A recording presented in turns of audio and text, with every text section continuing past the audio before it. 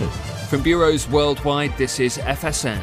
Right, thanks Ollie. Welcome to Friday's programme. It's a show that's in lieu of a show I didn't do on Monday. It's not a regular thing for me to be with you on Fridays, but I'm here. How you doing? Just after midday UK time, as I am live as I record this. Hope you're having a good day. You're looking forward to the weekend. I think I've got an excellent show lined up for you this lunchtime, so I do. Welcome back to the most listened to independent radio show in Europe. It's your Richie Allen Show.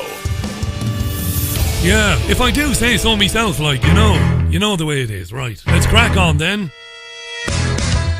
It's the Richie Allen Show.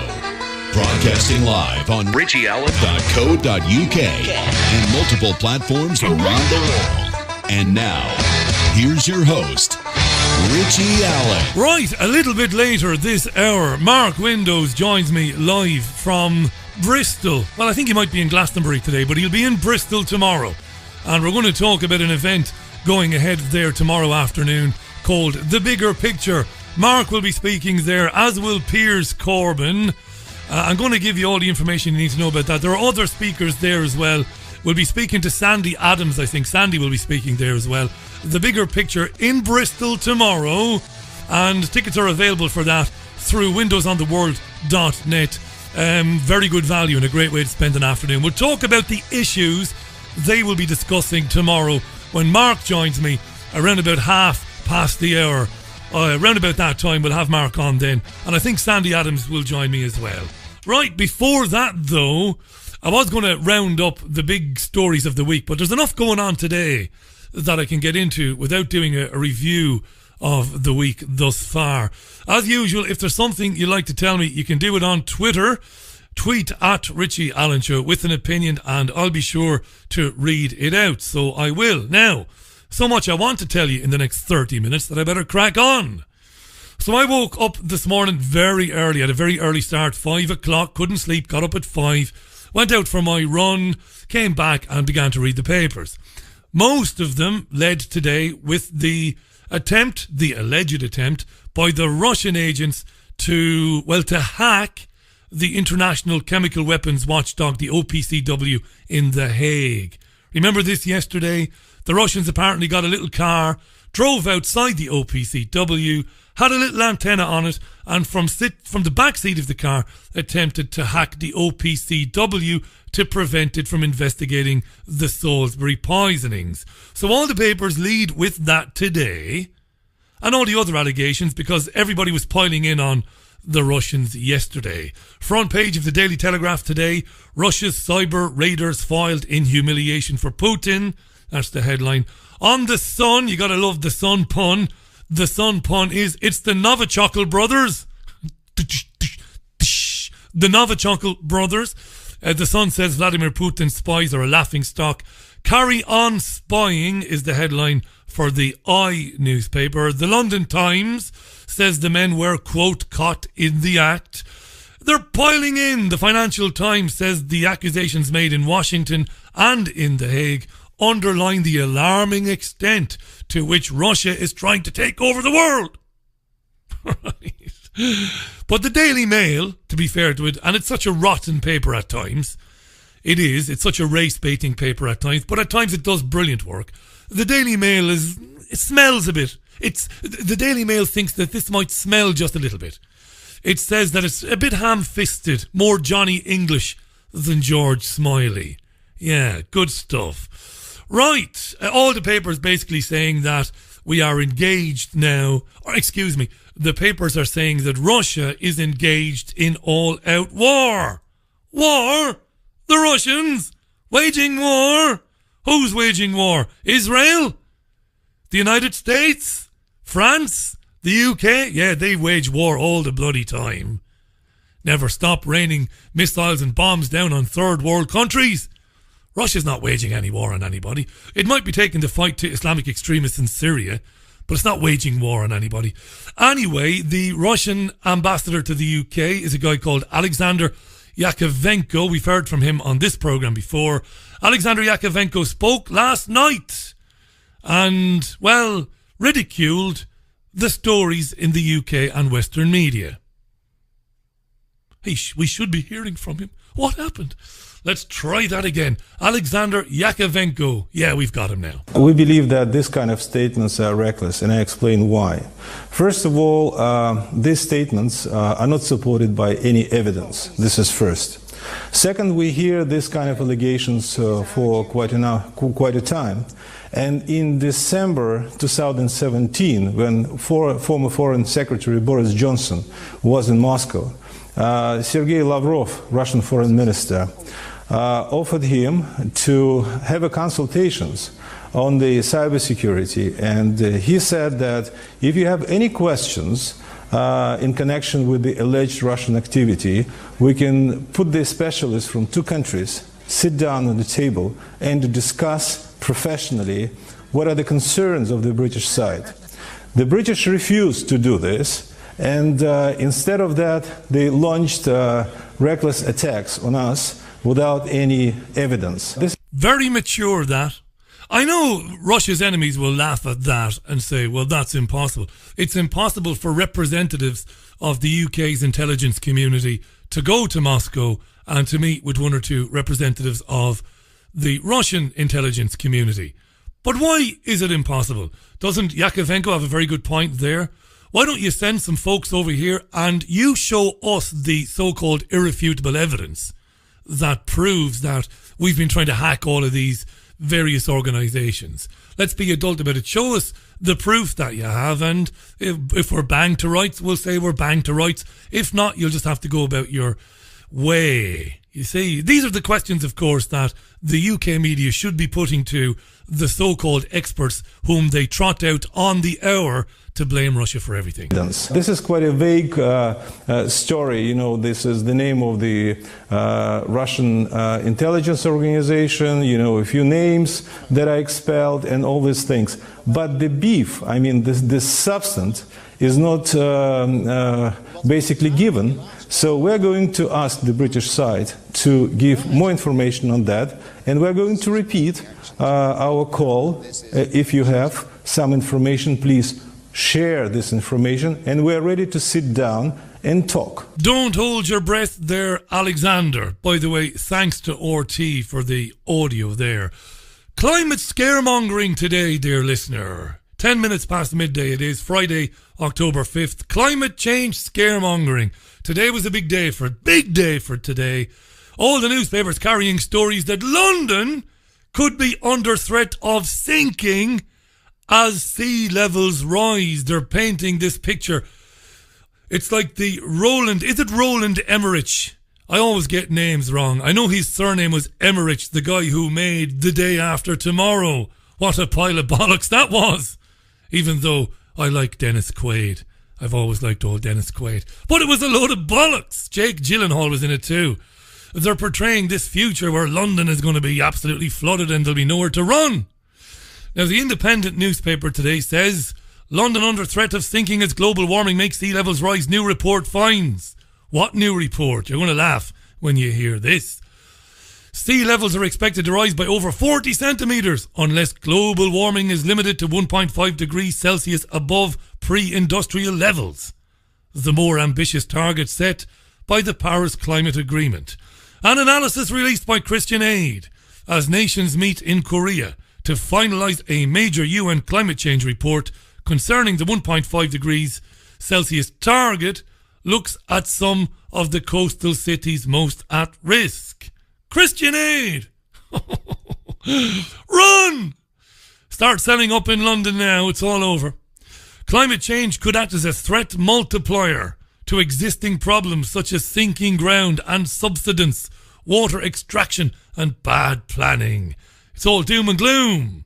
So Sky News then brought a guy called Bob Ward on. Bob looks like he'd be better off down a market, down Camden Lock on a Saturday, flogging a bit of tat. But they brought him on to tell us that this is all true. It's all going to happen. Climate change researcher Bob Ward. Bob is full of shit and shinola. Bob was asked, is it really this bad? Is it, Bob? Well, London's been sinking for many thousands of years. During the last ice age, ice sheets came down to just north of London. And when they receded, the crust of the Earth sprung back up where the ice sheets had been. But ahead of the ice sheets, the crust had bulged around London, and that since the ice sheets have gone, it's been sinking. So we've been sinking in London and in southeast England for thousands of years at the rate of millimetres per year. But what is now making this more difficult is that global sea levels are also rising. Line number 1. Rising as a result of climate change. Line number 2. The melting of the polar ice sheets, particularly in the polar regions, and that combination means that London and many other cities that are exposed to coastal tides are vulnerable to the impacts. So in London, we're protected by the Thames Flood Barrier, which was built after 1953's great flood along the East Coast when there was a big storm, and the potential for sending a large surge up the Thames that could flood London was recognised, and they built the flood barrier. But later on in this century, we're going to have to discuss the building of a new barrier to protect us, because sea levels will have risen so far that the current barrier will be insufficient. Nonsense. Utter nonsense. And it's at times like these that whatever little bit of hair you have left on your head, and I don't have very much, must be said, you start to pull out, because accredited fully, peer-reviewed fully, internationally renowned fully scientists like, let me name one or two of them, Niels Axel Morner, for example, have proven that there has been no rise in sea levels on planet Earth in over 55, 60 years. It is a lie. There are fluctuations occasionally, but the mean levels haven't changed in nearly 60 years. This is true. I wouldn't say this unless it was true. He's a liar, is Bob Ward. Does he know he's lying? He might not do. To be fair to old Bob, he might believe it. And of course, if he believes it, he's not really lying. But the central fact stated that sea levels are going to rise and have been rising is a lie, because it's not true, dear listener. So when is all this going to happen then? When is London going to be pretty much uninhabitable? Well, it depends what happens in the long term. I think What do you mean, Bob? You just said a second ago it's going to happen. What do you mean it depends what happens in the long term? Well protected for the next few decades, but it largely depends on whether we're successful in tackling climate change. So the big drivers of sea level rise are the big polar ice sheets in Greenland and West Antarctica, which are not shrinking, which between them hold enough ice to raise sea levels 13 metres around the world. Now, that's not going to happen overnight, but the projections over the next couple of centuries... Yeah, bullshit. He says 30 metres. Imagine a 30-metre sea level rise. Now, this is nonsense. It's never going to happen. It isn't. How do you know, Richie? What do you know? You're not an academic. Well, I am, but not in geology and not in climatology. I will accept that. Because the most respected and the most experienced scientists in the world say it's not going to happen. Let's just pretend it does happen, that there's a 30-metre sea level rise. Would you believe that in the past there have been sea level rises on planet Earth of over 1,500 metres? Let me remind you what Ian Plimer, renowned geologist, told the House of Commons only a few years ago. This is real truth. Climates have always changed. Climate changes in the past have been greater and faster than anything we experience in our lifetime. And sea levels have always changed. Not by the modest couple of millimetres that people are having conniptions about, but we've had in the past sea level changes of only 1,500 metres. Absolutely true. 1,500 metre sea level changes in the past. Massive weather phenomenon that has lasted for decades and decades in the past pre-industrial revolution. All of this is true. All of it ignored by the mainstream media, which shamelessly peddles the climate change scaremongering bullshit. That is, if we don't stop what we're doing now, the planet won't be livable, won't be inhabitable in 40 or 50 or 70 years' time. It's nonsense. What else does Plimer say? That's a sea level change. And if we look back in the history of time, The atmosphere once had a very large amount of carbon dioxide in it. It's now got less than 0.04%. Correct. At one time, there was vastly more CO2 in the atmosphere than there is now. Again, the climate whoremongers, the climate change fear and whoremongers, pedalmongers, don't want to deal with that salient and totally irrefutable fact. Why not? Why not discuss that? Why was there vastly more carbon dioxide in our atmosphere in the past than there is now? Where did that carbon dioxide go to? It went into chalk, limestone, shells and life. And we've been sequestering carbon dioxide out of the atmosphere for only 2,500 million years. Absolutely. It's in the seas, it's in the seabeds, it's in the chalk, it's in the rocks. And it's sequestered out of the atmosphere. That's where it goes. And there is less now than there was previously. In fact, when he says there are dangerously low levels of CO2 in our atmosphere, again, the statistics, even by the climate mongers, even by their own statistics, Plimer is proved to be absolutely spot on. And I can't not mention Piers Corbyn on this, who for me is the UK's undisputed expert on why the climate change fearmongers are completely wrong.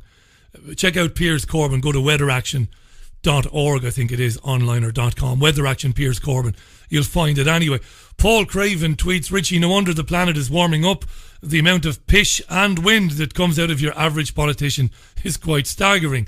Liz tweets, the oceans cover approximately 70% of Earth. If there was melting of ice caps, it would be the same as piddling in a swimming pool. Excellent, Liz.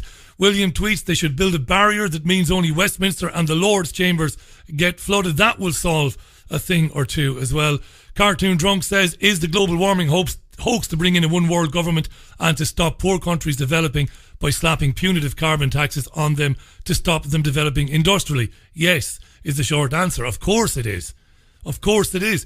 We've heard the Global Policy Institutes, we've heard all the think tanks, we've heard the round table groups, the Institute of Economic Affairs, all these big, so-called think tanks, but they're basically policy drivers, saying things like, no longer can countries do what countries want to do. If country B is doing something internally that might harm the atmosphere, which means that it screws up the rest of the world, well, then the world has the right to interfere in the business of country B and even operate within country B's borders. That's exactly right. That's where all this leads, ultimately. 21 minutes past the hour. Mark Windows joins me in just over 10 minutes' time. I want to get through one more story before we welcome Mark back to the programme, though. It's a very interesting story. Reading this today in the Hollywood Reporter. I get around, so I do. I read all these papers all over the world. So a new California law requiring women on corporate boards could have a Read it again, Richie. Punctuation is bad, not mine, but the punctuation of the writer. A new California law which requires women on corporate boards could have a scattershot effect on entertainment companies. A few already are in compliance with the new mandates, others are not, and many of the largest are based elsewhere beyond the reach of the law. So in California, a new law has come in that corporate boards must contain, on those boards, there must be a female presence. Why? Well, it's legislation that was sponsored by State Senator Hannah Beth Jackson. And in California, it's now required of any public company that they have at least one woman on its board of directors by the end of next year. By the end of 2021, the requirement gets tougher. There will be a requirement of 3 female directors if the board size is 6 or more. So by the end of 2021, it's going to be the law in California that if your public company is headquartered there, at least half your board must be women. Wow. And if you don't do what you're told, violations can result in fines of up to $300,000 per year. What's going on? Well, here's a couple of female voices on this. Jennifer Breeden is a Milwaukee-based lawyer. She's not happy about it. But Kate Smurthwaite, who's a feminist and comedian and sometimes writes for The Guardian, she's absolutely thrilled. Let's hear Jennifer Breeden, the lawyer, first. She's not happy at all about this. Creates discrimination now against other people in favor of women who might not even be qualified. I mean, you're talking about putting one woman in place there, and now we're having to mandate that where there are many women in the workplace that have been working hard. So rather than hoping for or encouraging in the workplace there to be equal treatment of women who do a good job, now we're just regulating and mandating it, which is undoubtedly going to cause anarchy in the workplace, is going to cause dissension among people, perhaps amongst other women who have been working hard, wondering why this woman got chosen just to meet a certain quota. And you won't be surprised to hear that I agree with Jennifer Breeden. Right, let's hear from feminist writer and comic Kate Smurthwaite. She thinks it's a great idea that by the end of 2021, public companies headquartered in California must have on their board, half of them must be women, if there are more than 6 people on the board. Kate even Smurthwaite. I think it's absolutely ridiculous to suggest that there is not a single woman qualified for the board of any public company in California. I think we all know that there are loads of women who are super well qualified, and the question should be, why haven't they been appointed to those boards already? Why don't you ask them? Find some of these women that are brilliant business women who work in public companies, and why don't you ask them to their face? Ask them. You might be surprised at what they tell you. You might not be. You might not. But just ask them, hey, why do you think it is that you haven't made it to the boardroom? I don't know. Anyway, what else does she say? Why have we put up with this outdated, white male boys club for so long? I think there are lots of people on boards in California and all over the world who aren't qualified, and I'm afraid to say the vast majority of them are men. Back to Jennifer Breeden, the lawyer who is opposed to compelling companies to put women on boards. Jennifer Breeden. It only causes tension to grow against women, against the very party that they're trying to eliminate discrimination over. And so that's going to undoubtedly cause backfiring, a lot more animosity against women, not just from other men in the workplace who have been working very hard, but from other women in the workplace who might not be chosen to fit this one-woman quota type thing, from women who aren't going to be doing that. And so, it's causing dissension. It's really going against it, and it's going to continue to backfire against that until we change who we are intrinsically as Americans in the workplace, allowing equal rights because they are deserving of it and not because the law mandates. Yeah, good stuff. Jennifer Breeden there. And finally, Kate Smurthwaite, again, feminist, Guardian writer and comic. She's going to annoy you now. Prepare to be triggered. Prepare to be properly triggered. Absolutely, California should and will, on the back of the success of this legislation, add in further legislation that mandates that there be a person of colour on board and then two people of colour and so on and so forth. I think that's absolutely, these are not conflicting issues. It shouldn't be the case that women and people of colour, who incidentally, many women are also people of colour, but we shouldn't feel like there's a sort of diversity spot and we all have to fight for it. We should feel like we're all part of a movement that's working towards better balance on board and working towards a future which actually, where companies like this belong to all of us, not to a tiny, pale, male and stale corporate elite, which unfortunately seems to be a sort of, a club which no one can break at the moment. I don't agree with positive discrimination. Never have, never will. I don't believe we live in a meritocracy. I don't. Have women been put down and have women been discriminated against in companies around the world? Of course they have. You'd be an idiot if you didn't think so. But positive discrimination is not the way to redress that balance. It isn't. It just isn't. Because it's discrimination. It's exactly that which you hope to eradicate.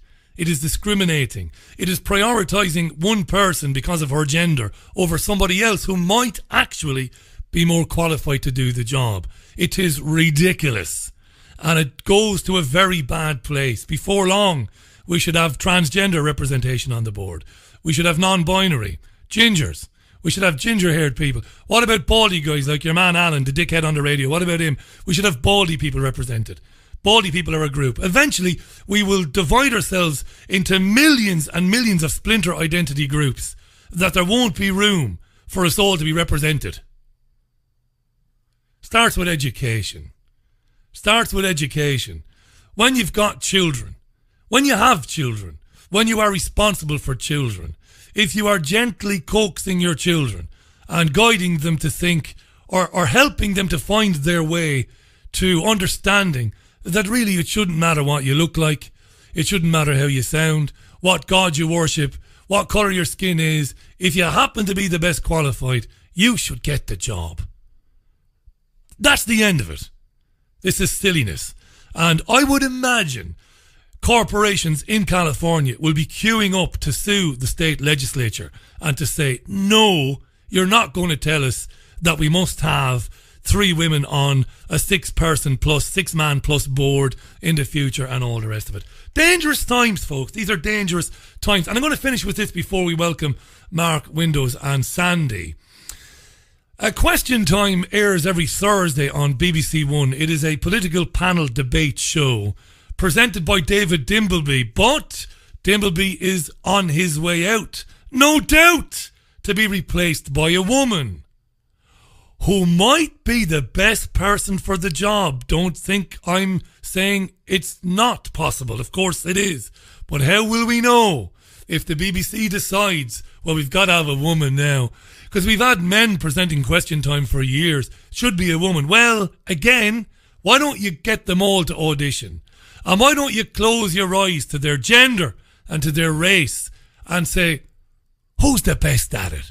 Who's the best at attacking these bullshit politicians? Who's the best at holding together the debate show for an hour? Mary, is it brilliant? Couldn't give a shit whether she's a woman, whether she's a trans, non-binary, black, white, Hispanic. Couldn't give a shit. She's good at it. Get her to do it.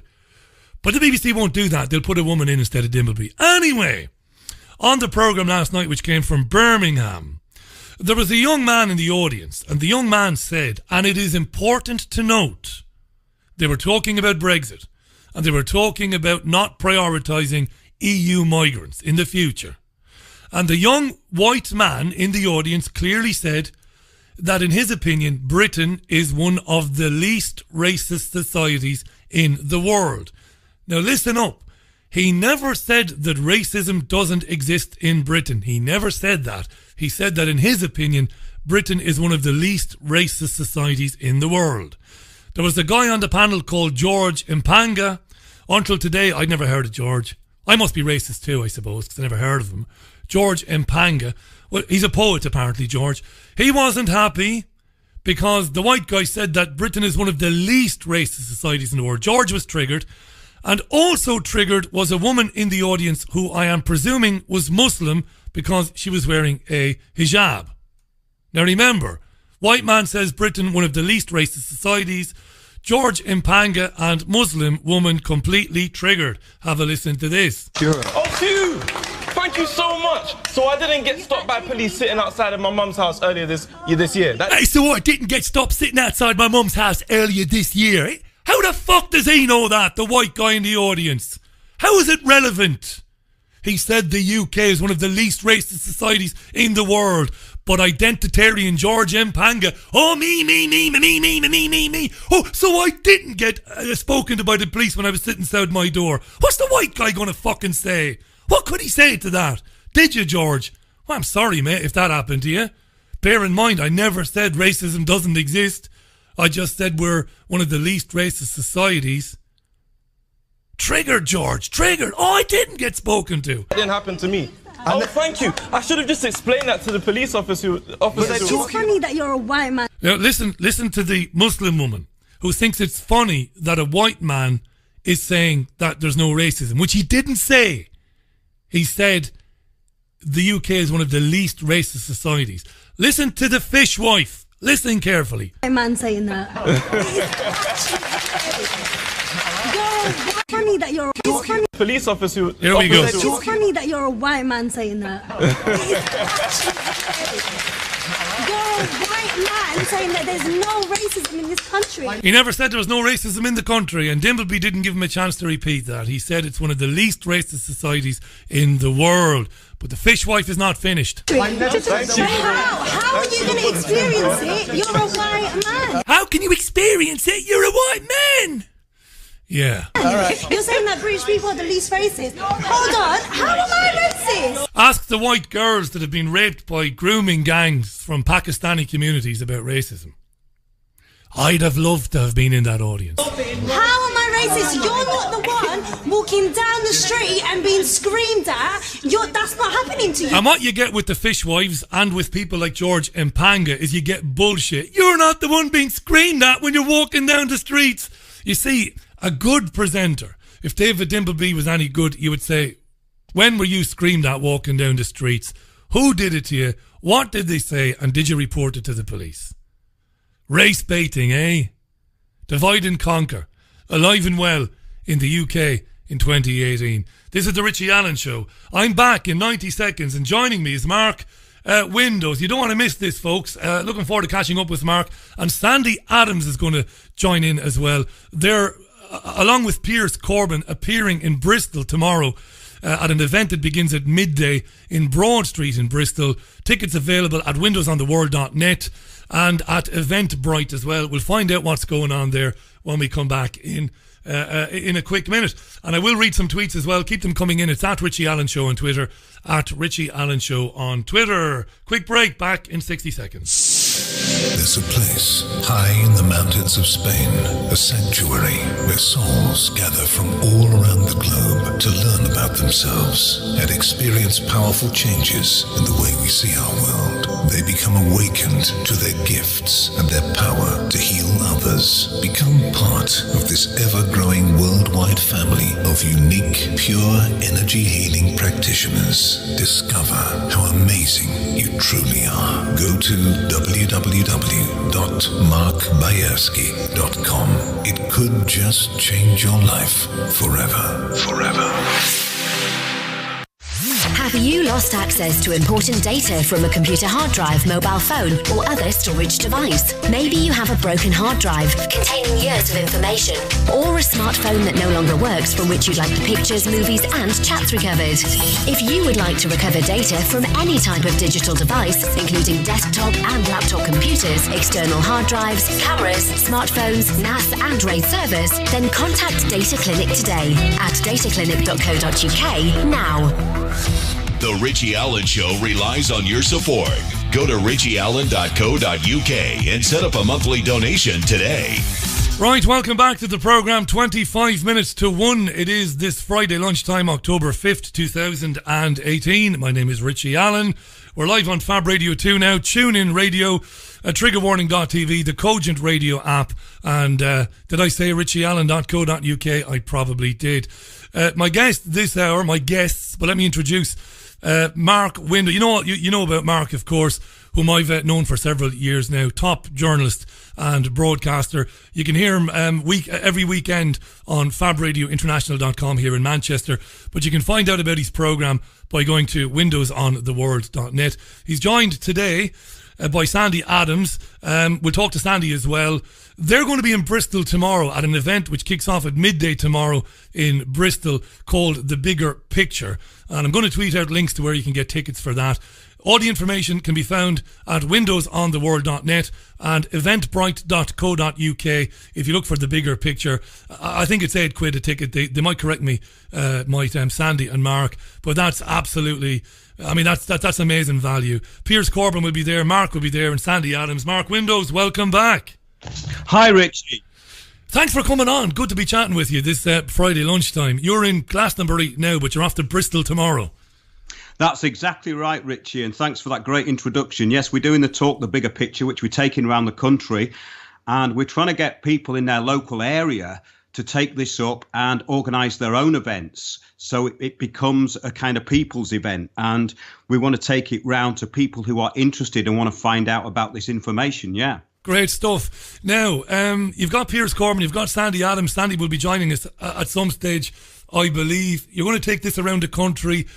What are you going to be discussing there? What are the types of things that people living in communities are completely unaware of, but that they need to know? And I must just give a shout out, by the way, to an old friend of yours whom I met for the first time the other evening. I've heard her before on your programmes, but Deborah Tavares was on the programme with me the other evening, an old friend of yours, and she was talking about some of the things I think that will come up when you talk tomorrow. So what can people expect tomorrow?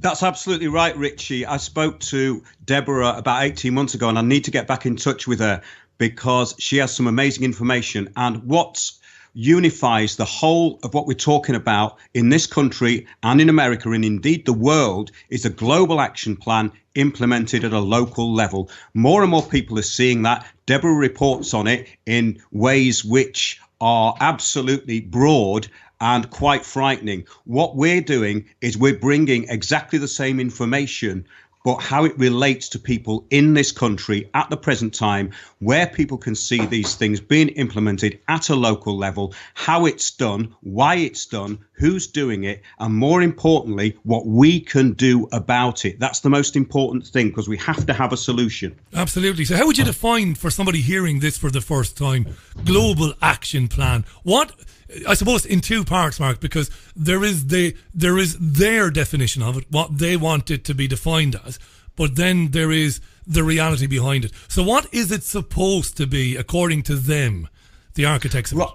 Well, actually, the global action plan is implemented at a local level, and it affects all infrastructure in the world which affects people. I want to read out, before we carry on, because you brought up a very good point here, a quote that came out, and this was way after 1992, when the Rio Earth Summit basically put this Agenda 21 into action. And it was a quote from a Russian general, Petrov, and he stated that the result of the 1992 Rio Earth Summit was nothing happened.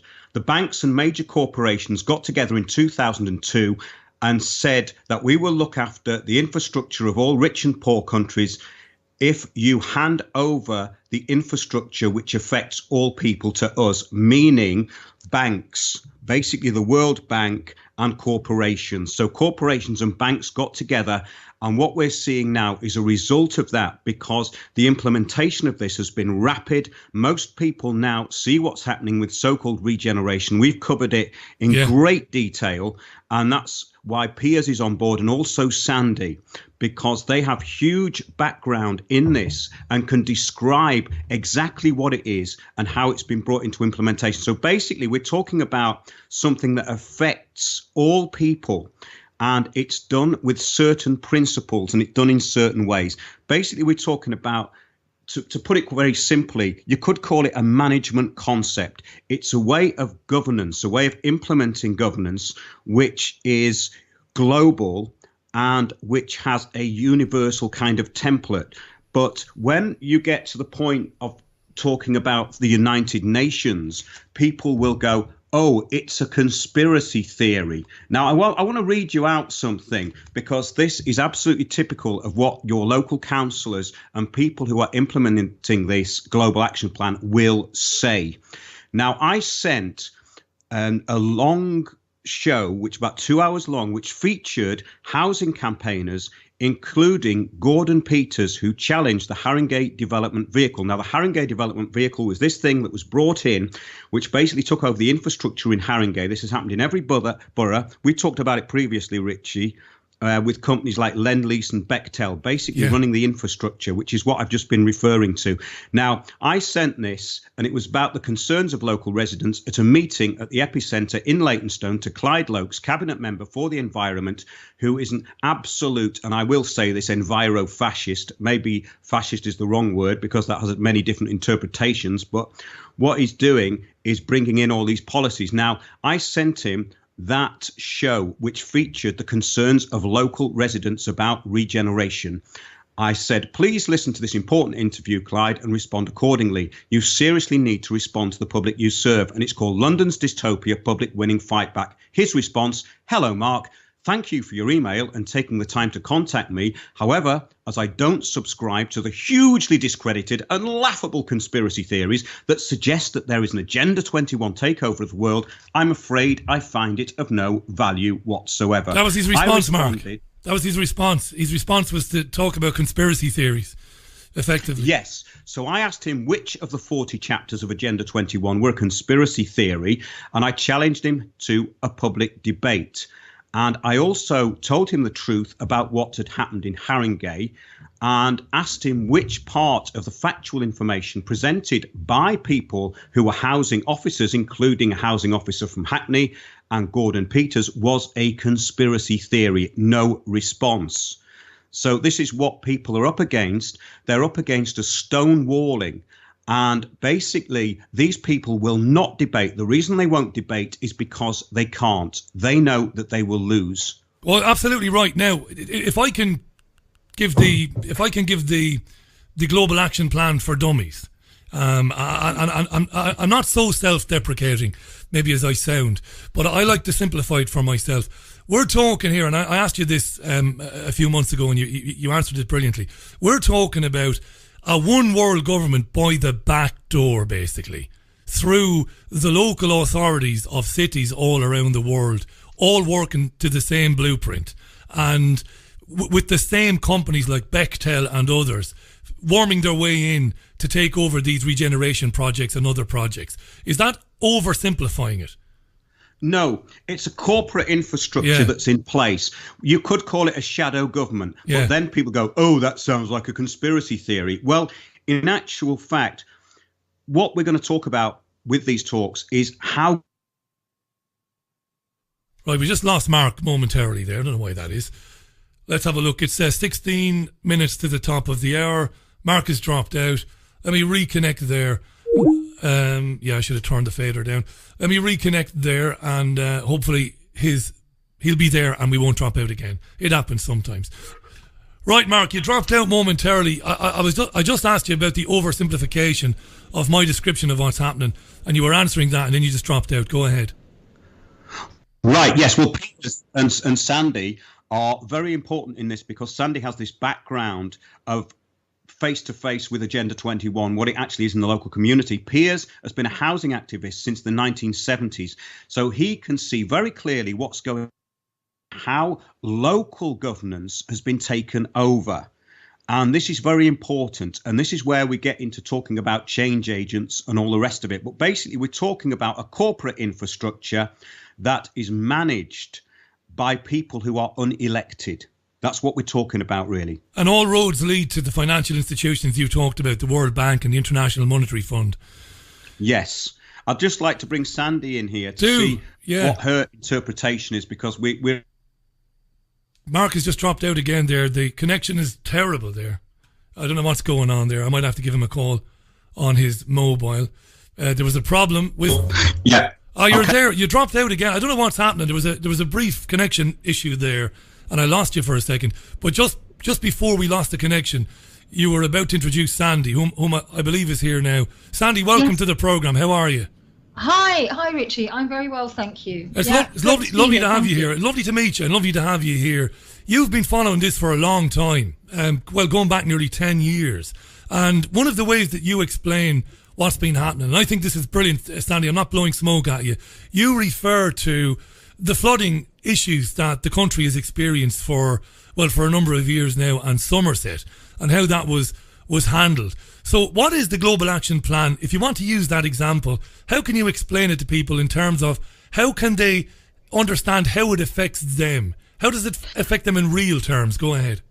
In real terms, well, it's. I mean, I found out about Agenda 21 when the levels flooded, and I traced it right back, and I realised there was something horribly wrong, because there was so little help available to the local people when it flooded, and I traced it back to the Ramsar Treaty of 1971, where there was an implementation put in to flood certain areas for the benefit of the wetlands birds, RSPB.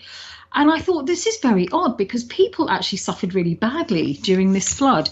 And so I just did my research and realised that it went right back to the Rio summit. And obviously we all know what Maurice Strong is all about. I mean, he worked for the Rockefellers for many years. He organised that summit, and it was all to do with creating this idea that, in fact, anthropogenic global warming had to be addressed, and that we would, everything would be carbon tax. Basically, they got 171 countries to sign up to United Nations Agenda 21, and that was it was basically you are all saving the planet if you sign up to this, and all the heads of those countries up to it.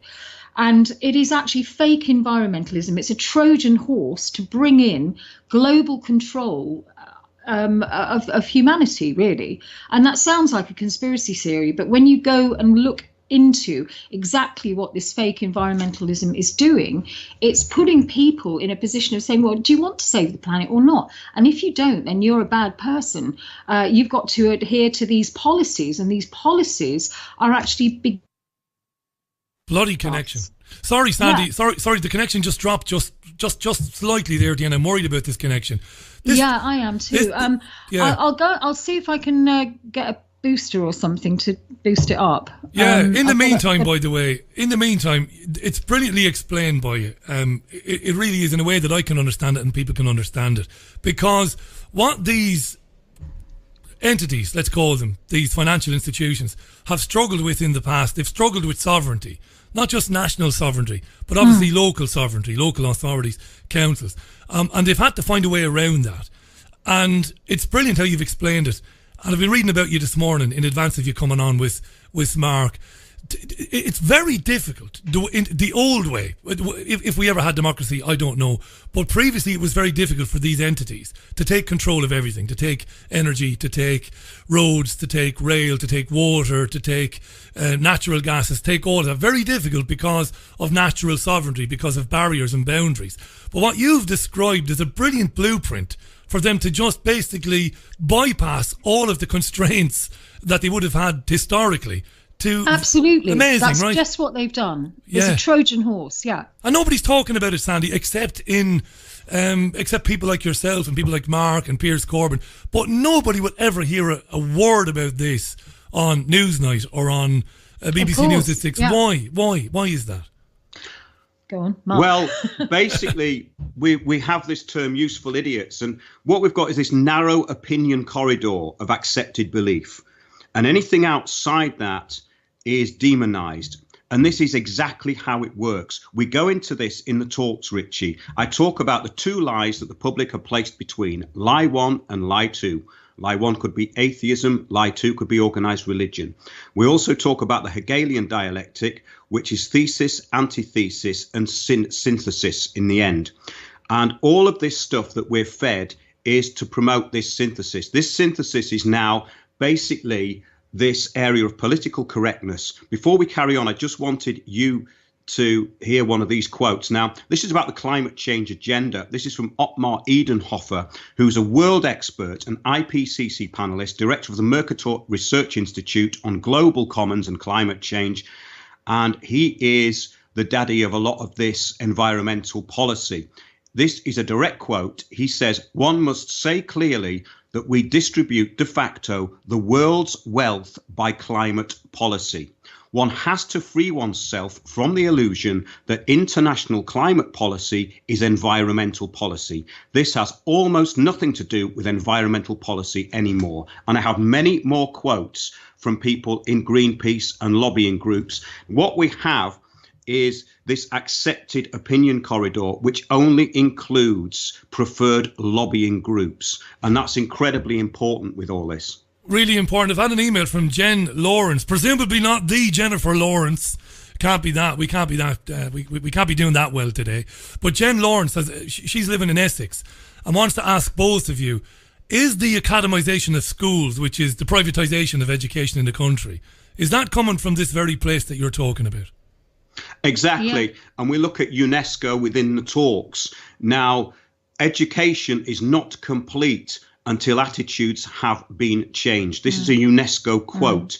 So basically, we've got an education system that is mentoring people into a fake reality, the post-truth world, in fact. And we have all the quotes from the people who've set this up that it is not an environmental agenda. It's basically about control, management of population. And we know where that leads. We've talked about that. The thing is about it is that most people can see it when it's pointed out to them. It's just not pointed out to them. It's just not pointed. Sandy, just before you come back in, let's sell a few tickets, right? Folks, go to eventbrite.co.uk. windowsontheworld.net, but eventbrite.co.uk. The bigger picture with Piers Corbyn, with Sandy Adams, with Mark Windows in Bristol tomorrow from 12 noon till 6 o'clock at ARC, which is 27 Broad Street in Bristol. There might be tickets on the door. Stay in touch with windowsontheworld.net. Mark will keep you informed as well. Mark is on Twitter. I'm telling you, folks, for the price of a couple of beers, that's all it is. You can do a lot worse than listen to this, because a lot of great researchers talk about the future that we're going to have, and they're brilliant, and all power to them for doing it. What I'm amazed by the two of you today is you're putting the T's, you're crossing the T's and you're dotting the I's. You're showing how it's done in minute detail, and that's brilliant. Sandy, come back in. You were going to say something there. Yeah, I mean, just the general dumbing down of education. Students aren't taught, even from a very early age, not to think. They are just taught a narrative that is actually being forced upon them. And I'm noticing this in universities. There's no critical thinking going on, because they are literally given what they're supposed, the powers that be want them to believe. And this is a real problem, because you're getting people that just cannot think for themselves, and that's all part of the agenda. Yes, it's mentoring, really, Richie. Yeah. And what these people actually become is the future useful idiots and change agents who will be part of this establishment cult, which is being enforced on everyone at a local level. And this is the whole thing with the talks, is that I go into the background of how this has happened. Sandy goes into it further, and then Piers finishes off with what this is basically about, that it's been done on the back of environmentalism, and it's got nothing to do with environmentalism. Now, I've got some quotes here, Richie, and this is from the talk. This is from Mikhail Gorbachev in 1996. He said, "The threat of environmental crisis will be the international disaster key that will unlock the New World Order." Now, this is from Paul Watson, co-founder of Greenpeace. He says, "It doesn't matter what is true, it only matters what people believe is true." Sir John Houghton was the first chairman of the IPCC, which is the Intergovernmental Panel on Climate Change, which people refer to in many newspapers like The Guardian as a scientific body. It is not a scientific body. They said, unless we announce disasters, no one will listen. Here's one from Christine Stewart, former Canadian Minister for the Environment. "No matter if the science of global warming is all phony, climate change provides the greatest opportunity to bring about justice and equality in the world." By this, she means social justice and social equity, which means loss of all inalienable rights to group consensus. That's amazing. What you're saying, Mark, is, and Sandy is saying as well, that this non-issue, funnily enough, I was speaking about this in the news roundup earlier on, because you will both know that fear-mongering has reached new levels today. All the television and radio news programmes this morning carrying the story from Christian Aid that London might be under 10 feet of water in 50 or 60 years if people don't, if we don't start to change our ways. It's crazy stuff. I covered that earlier. What you're telling me today is this particular non-issue of climate change, more than any other, is being used to bring about the sort of control that they want, right? Absolutely, yeah. I mean, I've got a quote here from a book. It was actually, I mean, a lot of the policies and the directive of Agenda 21 came from various reports done by the Club of Rome since the 60s, really.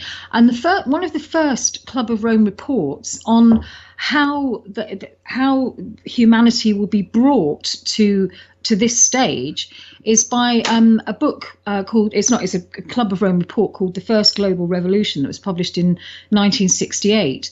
And it was by a guy called Alexander King and Bertrand Schneider, who were both members of the Club of Rome at the time, and under Maurice Strong. And it says, because on pages 104 and 105, it says, because of the sudden absence of traditional enemies, because obviously it's post-war, new enemies must be identified.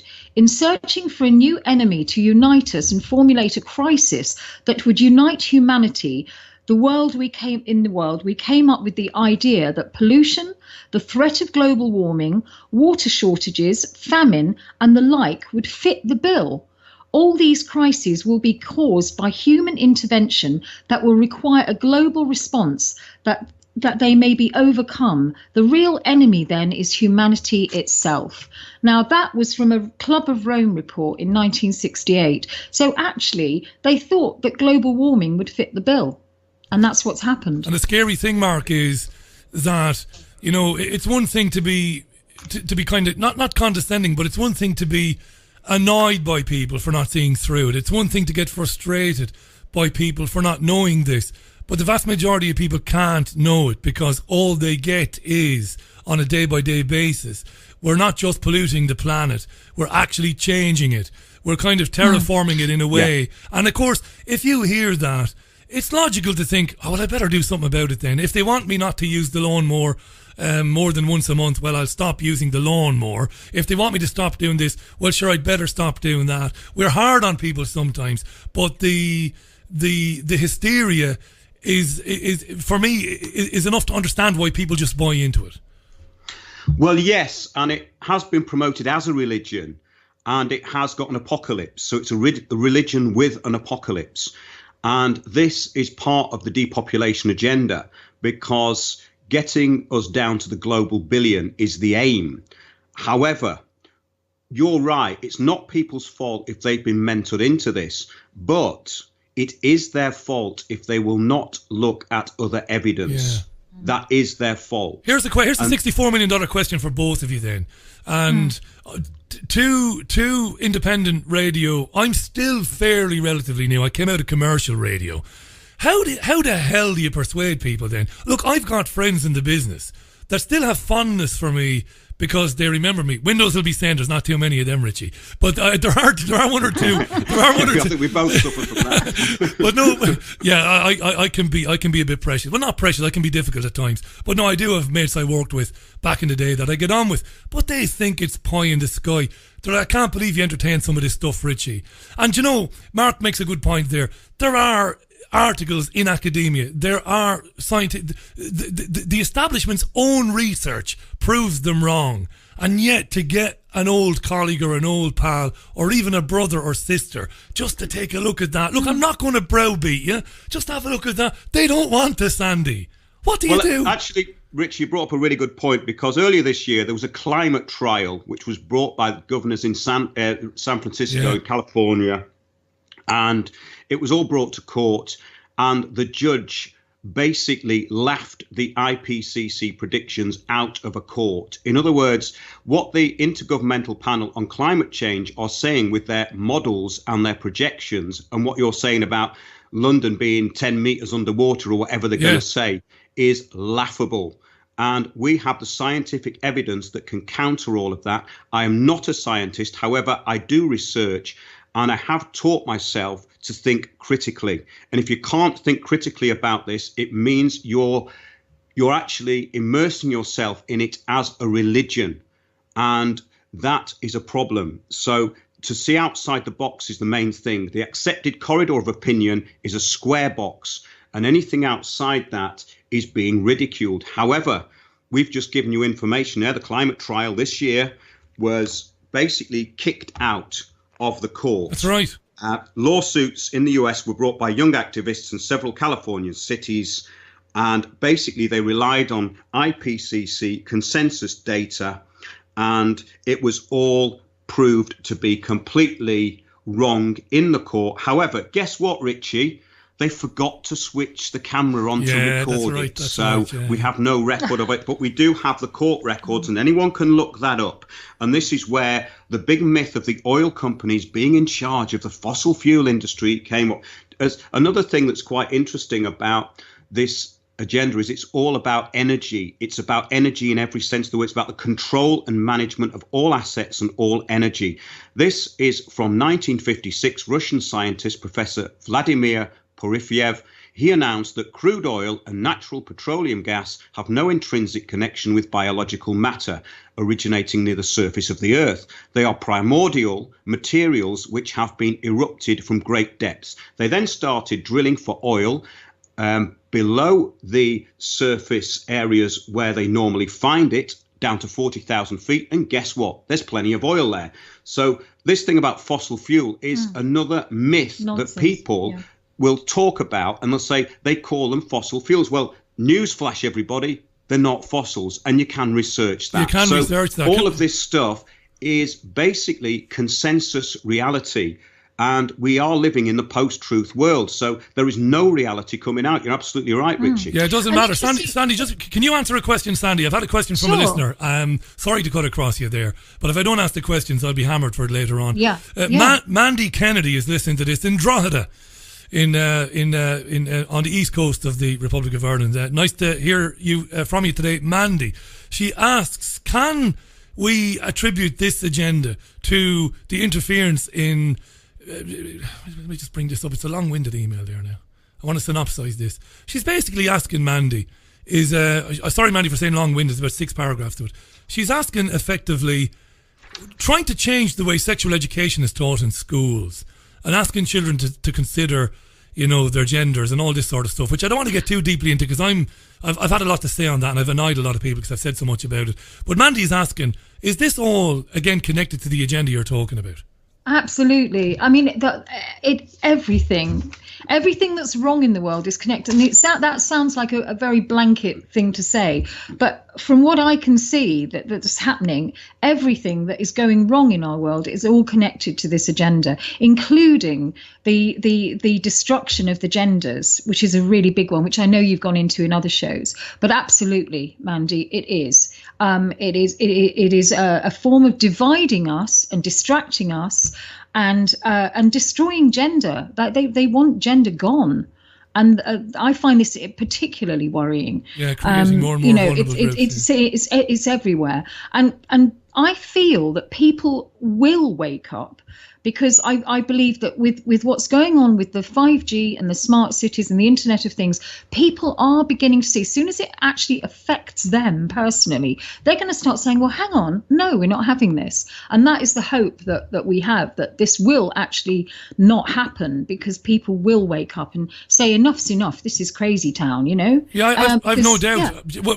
As it becomes more apparent, and somebody once said to me that as this gets closer to where they wanted to go, they can't hide it anymore. I think a couple of people have said that to me in recent years, including Mark there. Just before Mark comes back in, Bristol tomorrow, folks, midday at ARC.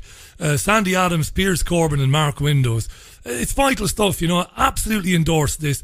If you're going to be in and around Bristol tomorrow, or if you're in a nearby town or city and you can make it, it's only a couple of pints of beer. That's all it is to get in. And you'll find the tickets at eventbrite.co.uk. That's where you'll get tickets for it. But I'm sure if you turn up tomorrow, they'll try and make room for you. If you're in the area, go to windowsontheworld.net or eventbrite.co.uk. The event is entitled The Bigger Picture. Sandy Adams, Mark Windows and Piers Corbyn. Mark, do you want to come back in on that? Yeah, thanks a lot, Richie. Yes, it is very important stuff, and everything is linked. This is the strange thing about it for most people, in that they get compartmentalized information from the media, but the gender stuff is all part of it. Because if you look at predictions made by people like Huxley, look at Brave New World, look at what's happening now, what they're doing is they're taking away people's ability to even think. And they're doing it under the banner of diversity and empowerment, which mean the opposite. Diversity means monoculture, the same. Empowerment means disempowerment. It means everybody is absolutely hamstrung and cannot comment on anything without it being described as hate. This is why we have the police, who will not come out if there's a serious crime, but they will sit there all day on computers monitoring social media for so-called hate speak, which cannot be defined. So again, I'm going to give you a little bit of shit there now, my friend. You know how much respect I have for you, but I'm going to give you a little bit of shit now, because police officers do listen to this. Now, I'm not saying, look, that this is not Chris Evans' breakfast show. We don't have millions of listeners, obviously not, but I do have police officers who listen to it, and they say, you're always kicking the police, Richie. Now, my friend Mr. Windows there said they won't come out for a serious crime, but they'll mess around with so-called hate speech crimes on Twitter.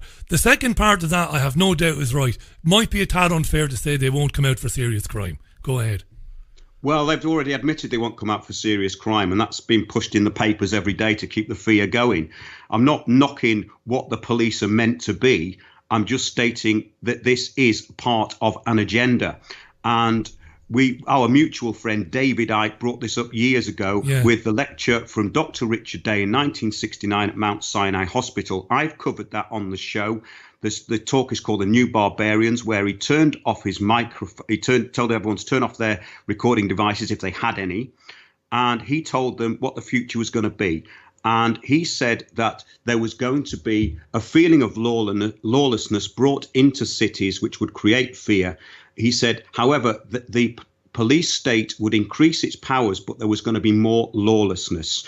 And all of this stuff has been predicted, even down to people running around and wearing training shoes. In 1969, he said, in the future, you get people running everywhere in training shoes. That's just a minor issue. But if you look at the more serious things he brought up, he was absolutely right. So how did he know this in 1969? Because these people have a 50 or 60 year plan. We have a very short time span. We think in terms of the 70 years we've been alive, and we think it's a long time. The Earth is 4.5 billion years old. That's an estimation. So when people come and make all of these kind of dramatic insinuations, civilization has risen and fallen. We know nothing about it. I've looked into ancient history. The further you go back, even if you go back 500 years, you go back even a couple of hundred years, and you will find huge problems with finding out things that have happened in history. It's mind-boggling. Can I just, I take your point, by the way, about the police, and I was damn glad of the police a few weeks ago when I had an accident. But look, I take your point, and Mandy might come in on this, Mark. Sorry to cut across you. Excuse me, Sandy, but I'm thinking of Mandy, the email. Yeah. Sandy, I've sort of got a slightly different view on the police. I feel, because I have to work with them in my business quite a bit, that actually they're completely disempowered. They are underfunded, completely disempowered, and it's being set up to fail. That's the way I see it. Yeah. It's being set up to fail so that they can actually privatise the whole damn lot. So we will have thugs on our streets, paid thugs, which, to be fair, Mark Windows has said in the past. Can I just ask, to give Mark his credit, he has said that. It's not, you meet a police officer, generally they're nice people, they want to do a good job. Sandy, I want to talk about what Mark said, though, about hate crime. Didn't South Yorkshire Police recently tweet and ask people to report non-crime hate speech incidents to them? So in theory, if Sandy Adams is in Yorkshire today, I can phone up South Yorkshire Police, and Sandy Adams said to me over the phone, she called me a big, baldy, ignorant Irish bastard. And they might take that seriously. They might do, even though it's true. But they might take it seriously. That's terrifying, isn't it? I mean, it's ludicrous. It's an attack on freedom of opinion, of freedom of speech. They just want a compliant nation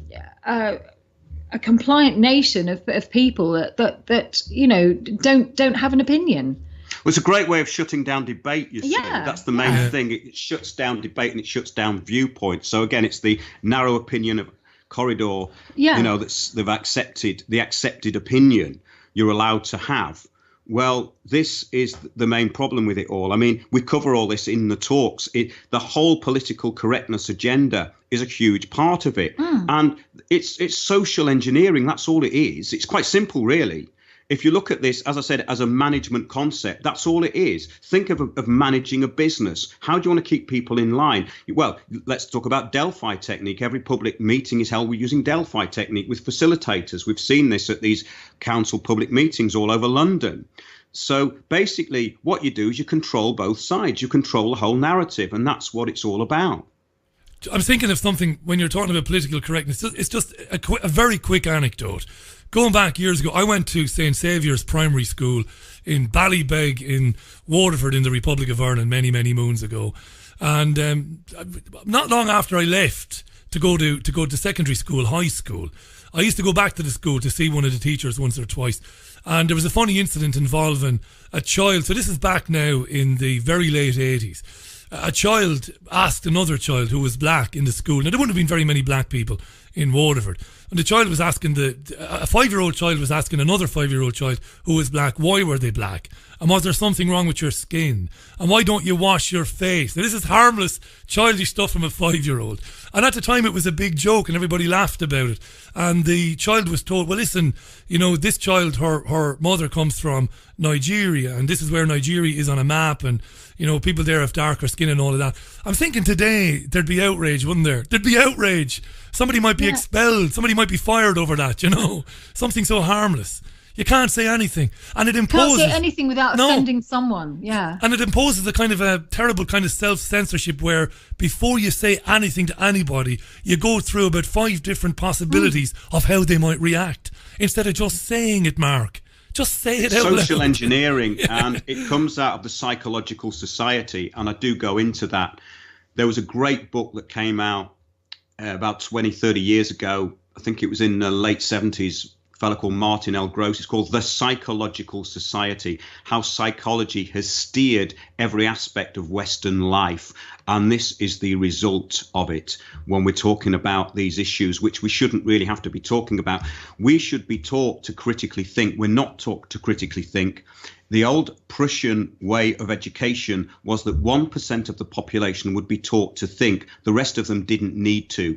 But they would serve we have and toil. Exactly a similar position, because, all right, when they want people to do jobs such as administration, then they don't need to be able to think in this critical way. However, everybody has the opportunity to learn how to think. And that's one of the things that we kind of advocate, really, is that people should have their own minds, make their own minds up about things, and get out of collectivism. We are individual collectivists. In other words, we work as individuals as part of a collective, and that is part of the solution of these talks. And I get into that at the end. And there's several groups up and down the country who are now using this little manifesto we've put together, which takes them outside of the box. In other words, they cannot be labelled because of the use of the language. And we are in basically what's you could describe as a psychological battle. That's what a lot of this stuff is about. And being able to cut through that is essential. So in other words, the use of language and the way that we take apart propaganda is extremely important if it's going to have any effect. And that's also where the fun is. Brilliant stuff, Mark. I'm sitting there listening to that, and as you're saying it, a picture is coming to my mind, and I'm going to ask Sandy about this. Sandy, listen to what Mark was saying there about groups thinking outside the box, people coming together that can't be labelled, individual thinking as opposed to collective. He's absolutely spot on. While he's saying this, Sandy, I'm listening to him and I'm thinking, I know for a fact that in 2019 we're going to be contacted by Ofcom. Now, Mark knows this as well. What's coming next year or in 2020 is we're going to be told that it doesn't matter that you're not part of a network anymore, that you're not a program in a linear schedule. It doesn't matter that you've got your studio at home. You should have a license. This is coming down the road, and I'll tell you why. Because what you've said to me today, I agree with. Okay, sometimes it can make for boring TV or radio. I don't think it's boring. You know, it's great to be challenging people, but I agree with you. There's no doubt I agree with you. And it's well thought out, it's well researched, and it's moderate. What happens when the government, through the Officials Communication Act, says, look, it doesn't matter what you think about climate change anymore.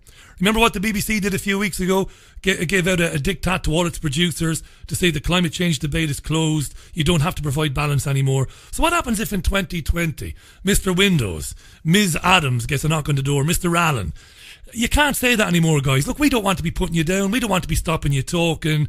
But look, this is harmful. It's going to kill us all, this climate change. Therefore, you can't say this anymore. This is going to happen, I think. What are we going to do then, Sandy? Stupid question. We've just got to keep going. I don't know. I don't know. Maybe we, you know, maybe you have to just balance that against, you know, the alternative, which is to get everybody believing the lies, you know, and the post-truth world. You know, I would lay down my life for this. I couldn't give a damn, because quite honestly, if you're going to give up at the first hurdle, if they say you can't do that, my reaction immediately is, oh, well, yes, I will continue. And maybe it needs that, you know, maybe it needs that for people to just just carry on.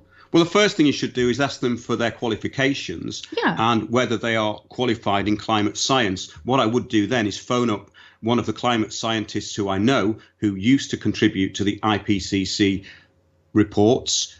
The last two, the AR4 and AR5, I would recommend anyone read them because none of the predictions have come true or are likely to come true. And this is what people are basing their opinions on. Yeah. Anyone can have an opinion, but facts are totally different. I would then get them to talk to, say, the world's leading expert in sea levels, who I do know, and who's roundly debunked all of this stuff about rising sea levels. I would then get on to other scientists who I know through Piers Corbyn, and all these people have been respected within the institutions which they are attached to and which many have been thrown out of and they do not understand. Now, there's more and more people who are actually out there talking about this. A very good example, I was talking to a friend of mine the other night. This 10 years ago, Richie, he got a knock on the door in the middle of the night by some guy clad in black who threatened him on behalf of the security services. There's too many people now for them to threaten because this post-truth nonsense that's coming out every day through the media is laughable. And I would encourage anyone just to start thinking critically about it. You know, just have a look at what's going on and look at the alternative view. Basically, look at facts. We only deal in facts. If people come to our talks, if people listen to my show, I put out facts. I'm not saying that I'm 100% right 100% of the time, but I have a better track record than the mainstream media, Richie, and so do you, because we're putting out stuff that is factual. Brilliant, brilliant. And you know, Sandy's right, by the way. I wouldn't endorse anybody collapsing at the first hurdle. I just think about the possibility that, you know, maybe in a couple of years, programs like ours might have to be, you know, domiciled elsewhere. You know, we might have to go elsewhere to do it. They're talking about taking equipment and stuff. You know, I mean, look, I'm nobody important. It's always been a platform, and I'm not modest. I'm certainly I've never been a modest man. I tell the truth. I've never been important. I'm small fry, but the program and the ability to be able to listen to people like you is important. And yeah, I believe that it will come to in a couple of years. And I'm no Alex Jones fearmonger, you know, with this nonsense. But I do believe that they will say, look, you've got to do it this way.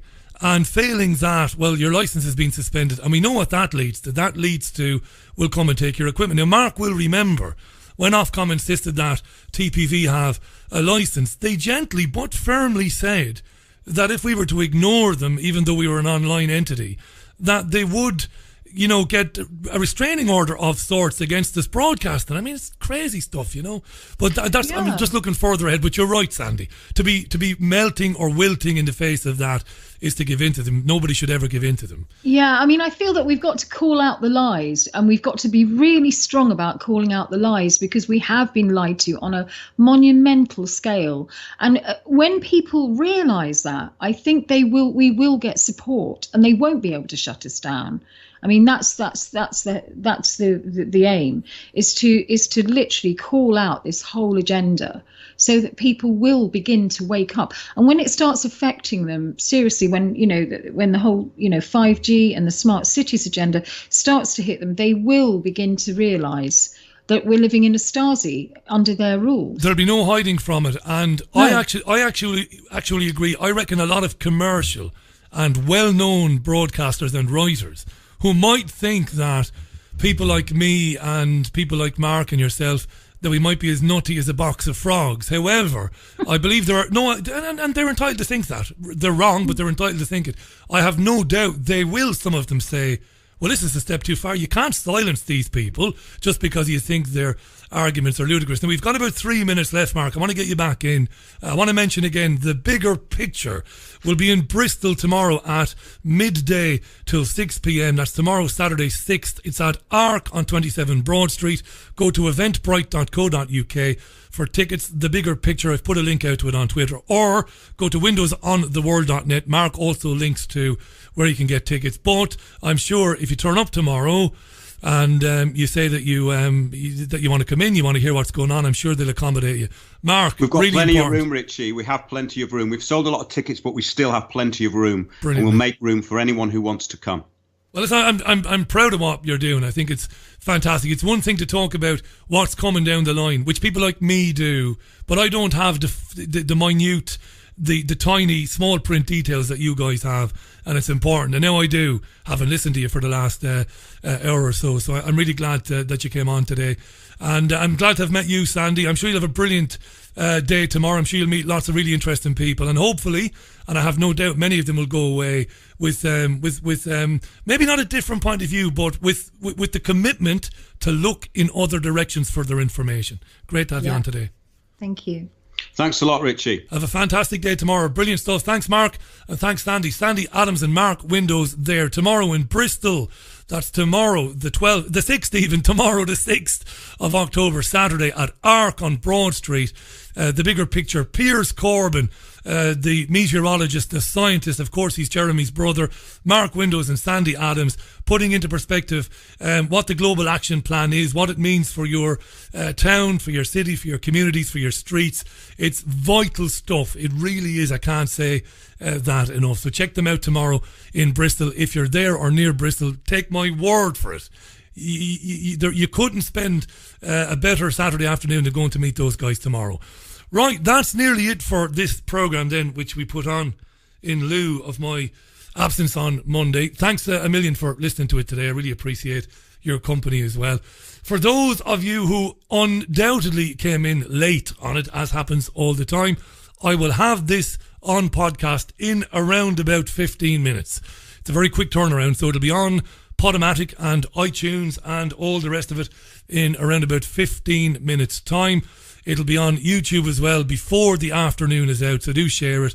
And if you're on Twitter and Facebook, do post the link to the bigger picture event in Bristol tomorrow. Give a leg up there to Mark Windows, Piers Corbyn and Sandy Adams. They've sold quite a few tickets, which is marvellous, but it's a big venue and there is room, so go and see them if you're in Bristol and be educated. Why not? All right, okay. What's there left for me to say then? Well, just briefly, Gemma O'Doherty, the Irish journalist, will be on the programme on Monday. And Gemma's a very, very interesting woman. She's running for president. Now, the Irish president is the Irish head of state. It's a figurehead position. It's an elected position, but the powers of the president are limited basically to dissolving the Dáil, calling an election, effectively. Somebody's going to correct me on that now. It's been so long since I talked about any of this stuff, this legislative stuff. But there is an election. The current Irish president is a man called Michael D. Higgins. He's looking for another term. But among those standing is Gemma O'Doherty. Now, she's a fascinating woman.